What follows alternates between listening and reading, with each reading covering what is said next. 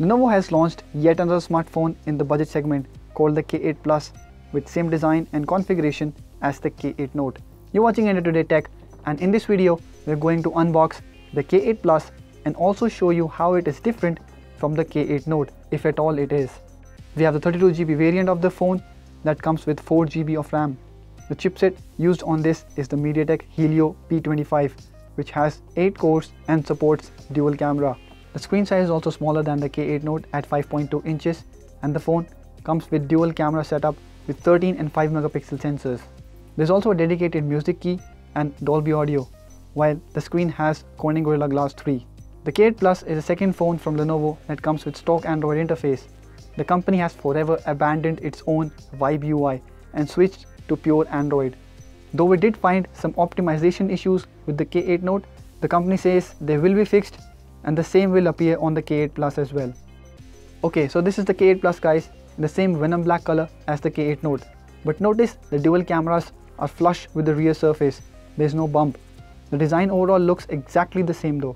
The same style, similar top and bottom spacing, buttons, ports, and even the speaker grill. A slight difference that you may overlook is that the K8 Plus has metal backplate with top and bottom plastic caps, while the K8 Note was all metal. This also means that K8 Plus doesn't really have antenna lines but just has a design of it. Anyways, let's power up the phone and meanwhile take a look at the box contents. There is the usual quick start guide in Hindi and English and warranty information. Then there is the power adapter with 2 amperes of output rating and a micro USB cable. There are no earphones on the box. Now there's also a slight difference in the card slot on the phone. K8 Plus has just one slot, but it can take all 3 cards, that is 2 SIM cards and 1 micro SD to expand storage to up to 256GB. So we have set up the phone and we have here the usual stock Android Nougat. It will be interesting to see how the phone performs as the chipset is slightly inferior to the K8 Note, but the K8 Plus is slightly more optimized as the company says. The software already feels fluid and smooth. There is usual Android Nougat features like multi-window and quick switching between apps, which works well on the K8 Plus. To compare it with the K8 Note, let's first check their boot up time. Both are turned on at the same time, but the K8 Note races ahead. Surprisingly, the K8 closes in. By the end, both get ready for use at the same time. So here, the K8 Plus is equally as fast as the K8 Note. Now let's check the app launches and usual interface fluidity. Both phones run the Android 7.1.1 version of the Nougat OS and both come with 4GB RAM on board. The K8 Note is slightly faster, but the difference is very minute. The K8 Plus is also smooth, but we're yet to test if any bugs or app crashes happen on the phone, like they did on the K8 Note. We also tested 4K playback on the K8 Plus, and this is where you can see the difference. The K8 Note handles the 4K video fine, but the K8 Plus struggles to play the video smoothly. Though it is quite strange as both the chipsets have the same GPU series, that is the Mali T880. This also brings us to the gaming part. We tested the Modern Combat 5 and noticed it has slight frame drops on it, though they were not very frequent. The rendering is fine, but again, when we tested the Asphalt 8 in high graphic settings, there were lags in loading the game or bringing up the menus, as if the phone has been overloaded with processing. Though the gameplay is smooth and doesn't stutter, which means it could be some software optimization issues again.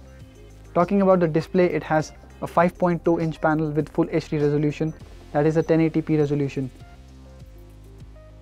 Though individually the display feels crisp and appears to have nice color production, in comparison the K8 Note appears brighter.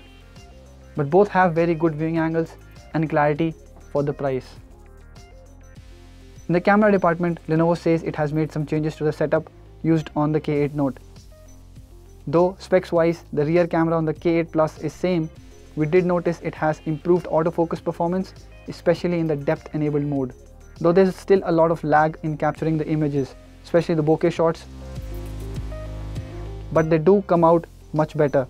Notice the camera doesn't fiddle with object outlines now as it used to on the K8 Note. The low light performance of the phone also looks like an improvement. As for the front camera, it doesn't overprocess or artificially brighten the images and the colors come out to be natural. Compared to the K8 Note, the K8 Plus is a smaller device that comes with an improved battery performance. Though the company says it has improved the interface, we are yet to test both, and it also remains to be seen if Lenovo pushes these software updates to the K8 Note as well. This is very important if Lenovo needs to kindle brand trust and maintain a strong footing in the turbulent budget phone segment. Watch out for a full review and comparisons for the K8 Plus, and subscribe to our channel so you know as soon as we put the videos up. Also, if you like this video, spread the word and give us a thumbs up. Thank you for watching.